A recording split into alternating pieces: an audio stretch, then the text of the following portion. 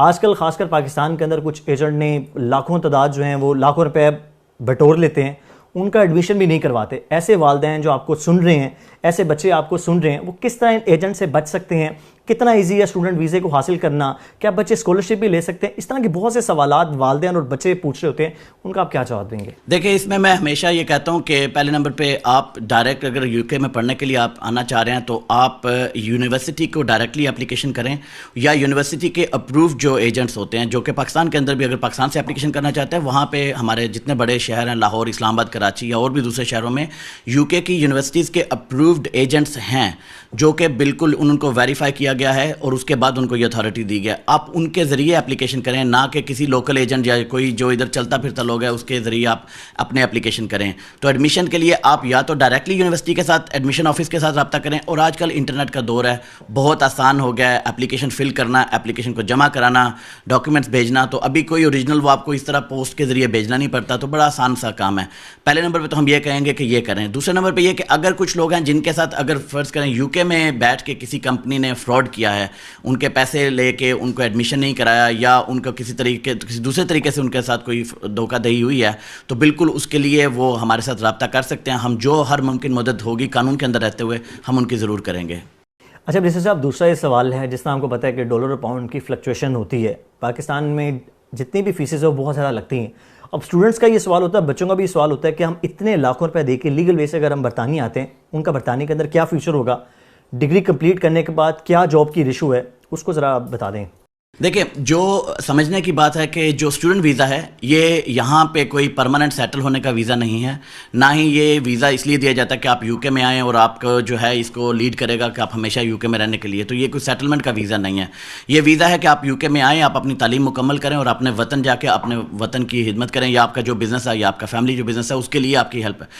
सबसे पहले जो बस समझने की बात यह है कि यूके की जो डिग्री होती है किसी भी चीज़ में, जो यूके की डिग्री है ये वर्ल्ड रिनाउंड डिग्री है। ये आम किसी कंट्री की डिग्री नहीं है जिसकी इसको पूरी दुनिया में माना जाता है। और बरतानिया से जो तालीम हासिल करके जो पाकिस्तान के अंदर जाके, मैं इन पर्टिकुलर मैं एग्जांपल दूंगा, जो लोग वहाँ पे सेटल हुए हैं और वहाँ पे प्रैक्टिस किया है, किसी जिस भी एरिया में गए हैं, डॉक्टर्स ले लें, आप लॉयर्स ले लें, या कोई और बहुत सारे एरियाज़ हैं जहाँ पे जाके लोगों ने किए हैं, आप उनकी खिदमत देखें पाकिस्तान के लिए भी और उनके अपने लिए भी, तो उन्होंने बहुत सारी अचीवमेंट की हैं।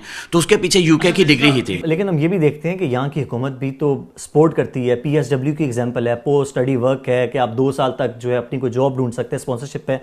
तो एक तरह से बरतानिया की यहाँ की हुकूमत भी तो स्टूडेंट्स को इस तरह से मोटिवेट करते हैं कि आप यहाँ के जॉब भी करें। तो बहुत से स्टूडेंट इस सोच में आते हैं कि एक डिग्री कंप्लीट करेंगे, no doubt but international degree है, साथ साथ PSW हासिल करके कोई अच्छी जॉब भी ले लेंगे। सवाल यही है तो करते हो कि PSW के अंदर इस तरह कोई अच्छी जॉब्स उनको मिल सकती है, उनका फ्यूचर जो यहाँ पर बेहतर हो सकता है यहाँ पर आके। और दूसरा सवाल मेरा ये है कि क्या PSW पर अब नई बहस ये आ रही है, क्या हुकूमत PSW पर कोई कैप लगाने जा रही है? कहने 2 साल से उसका 6 माह का वक्त करने जा रहे हैं। देखिए, पोस्ट स्टडी वर्क परमिट जब शुरू में किया था तो ये 1 साल का था, फिर गवर्नमेंट ने खुद ही इसको 2 साल कर दिया था। और अब मेरा नहीं ख्याल कि मादी को देखते हुए कि हम ये समझ सकते हैं कि ये 6 महीने की जो है अपॉर्चुनिटी होगी, क्योंकि 6 महीने बहुत कम वक्त है किसी को यहाँ पे एक अच्छी जॉब ढूंढने या एक अच्छा बिजनेस सेटल करने या आगे बढ़ने के लिए। तो मेरा ख्याल है कि 2 साल की जो रिस्ट्रिक्शन है, 2 साल का जो टाइम है, इसको शॉर्ट करके 6 मंथ तो नहीं करेंगे। दूसरे नंबर पर मैं ये कहूँगा कि जो लोग यहाँ पे आते हैं, गवर्नमेंट इसलिए करती है, ये इंकरेज देती है क्योंकि UK is a land of opportunities. अच्छा मिनिस्टर साहब, अगला एक बहुत इंपॉर्टेंट सीजनल वीज़ा जो 6 मंथ का जो लगता होता है, इस पर बहुत से लोग, खासकर एजेंट हैं, बहुत से लोगों से पैसे ले लेते हैं और वो इजीली बरतानिया आ भी जाते हैं। अब 6 माह बाद जब 6 माह पूरे होते हैं उसके बाद लोग ये सवाल करते हैं अब हमारा वीज़ा किस तरह दीगर में कैटेगरीज में कन्वर्ट करवाएं।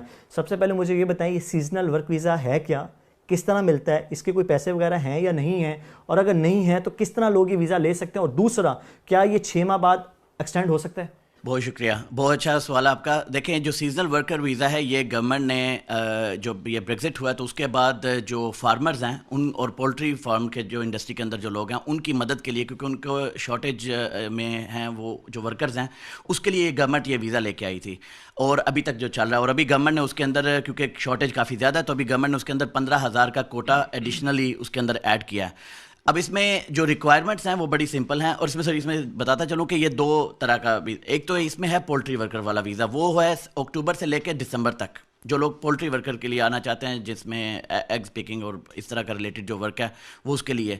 जो बाकी जो जहाँ पे जैसे चेरी है उसके लिए पिकिंग, या स्ट्रॉबेरी पिकिंग, या वो दूसरा फार्मर जो हैं वो ऑल ईयर राउंड है, मतलब 12 महीने के अंदर आप किसी वक्त भी आ सकते हैं। ये 6 महीने का वीज़ा है।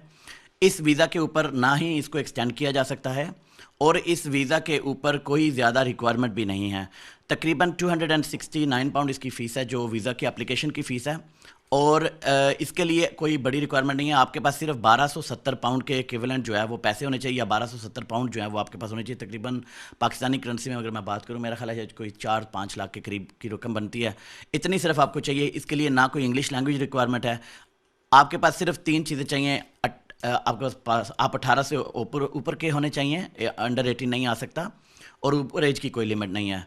दूसरे नंबर पे आपके पास 1270 पाउंड की स्टेटमेंट होनी चाहिए, बैंक स्टेटमेंट, और 1 महीने के लिए सिर्फ आपके बैंक में पैसे होने चाहिए। और तीसरे नंबर पे यहाँ पे आपके जो जिस फार्मर के लिए आपने आना है काम करने, जिस ज़मींदार के लिए आपने आना है काम करने के लिए, उससे वो स्पॉन्सरशिप जो है वो उसको चाहिए, आपको चाहिए वो। ये 3 रिक्वायरमेंट हैं, और उसके अंदर तकरीबन 6 to 8 वीक्स के अंदर अंदर होम ऑफिस जो है वो वीज़ा आपको ग्रांट कर देता है।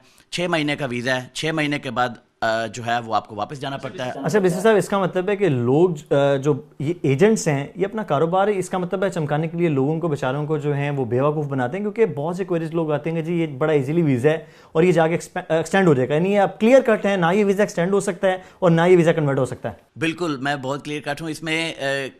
देखिए, ये बहुत आपकी पहली बात बिल्कुल सही है कि ये बहुत सीधा और मतलब सिंपल वीज़ा है जिसके ऊपर आप यूके में आ सकते हैं, क्योंकि रिक्वायरमेंट नहीं है। एक बैंक स्टेटमेंट चाहिए, एक पासपोर्ट चाहिए पाकिस्तानी, मतलब अगर पाकिस्तान की हम बात करते हैं, और एक स्पॉन्सरशिप चाहिए। उसके अलावा कोई और रिक्वायरमेंट नहीं है, ना कोई इंग्लिश लैंग्वेज की रिक्वायरमेंट है। इसलिए इसको बहुत ज़्यादा लुक्रेटिव बनाया गया है एजेंट्स माफिया ने। मगर जो गलत बात करते हैं या झूठ यहाँ पे बोला जाता है वो ये बोला जाता है कि इसको जाके आप एक्सटेंड कर सकते हैं, या इसको स्किल्ड वर्कर में आप चेंज कर सकते हैं, और इसके ऊपर आप डिपेंडेंट्स को बुला सकते हैं, जो कि सरासर गलत है और झूठ के ऊपर मबनी है। अच्छा, आखिरी सवाल मैं आपसे करूँगा, आइट्स की मुझे बताएं, क्योंकि बहुत से लोग ये कहते हैं आइट्स बहुत ज़्यादा उसकी फ़ीस हो चुकी है। आइट्स स्टूडेंट वीज़े के लिए बहुत ज़रूरी है कि एक्सेप्शन भी है, खासकर उनके लिए जिन लोगों की इंग्लिश डिग्रीज हैं, तो क्या उनके लिए लाजमी है कि आइट्स करना, या आइट्स के अलावा कोई अल्टरनेटिव कोई कोर्स है जो कम पैसों में हो? बिल्कुल, अगर जिनके पास ऑलरेडी इंग्लिश में डिग्रीज हैं वो उसके इक्विवेलेंट सर्टिफिकेट जो है वो यूके की अप्रूव्ड कंपनीज हैं, वहाँ से वो ले सकते हैं इक्विवेलेंट सर्टिफिकेट। उसके अलावा जो यूनिवर्सिटीज़ हैं वो अपने तौर पे भी अगर आप वो इंटरव्यू करते हैं और वो अपने तौर पे भी अगर समझते हैं कि इसकी इंग्लिश जो प्रोफिशिएंसी है वो इतनी अच्छी है, तो वो एग्जाम भी कर सकते हैं। यानी अगर किसी ने इंग्लिश के अंदर कोई इसकी डिग्री है, यूनिवर्सिटीज उसको लेटर जारी कर सकती है और वो एग्जाम टाइप है आइट्स है? इसमें 2 तरीके हैं। एक तो ये कि अगर आपके पास ऑलरेडी एक डिग्री है जो कि इंग्लिश में पढ़ाई गई थी और अगर आपकी इंग्लिश की डिग्री के बराबर है, तो आप उस पर एग्जाम्पशन लेना चाहते हैं, तो आप वो जो डिग्री है यहाँ पे जो यूके की अप्रूव्ड कंपनीज हैं, जैसे यूके नारिक था पहले, इस तरह आप उनको भिजवा सकते हैं, और वो जो है आपको उसके इक्विवेलेंट्स का सर्टिफिकेट देते हैं। उस सर्टिफिकेट के ऊपर आप एग्जाम्पशन अप्लाई कर सकते हैं उसको। दूसरे नंबर पे यूनिवर्सिटी डायरेक्टली आपको एग्जाम्पशन जो है वो दे सकती है। बहुत ज़्यादा जो लोग हैं वो यूनिवर्सिटी से डायरेक्टली एग्जाम्पशन लेते हैं।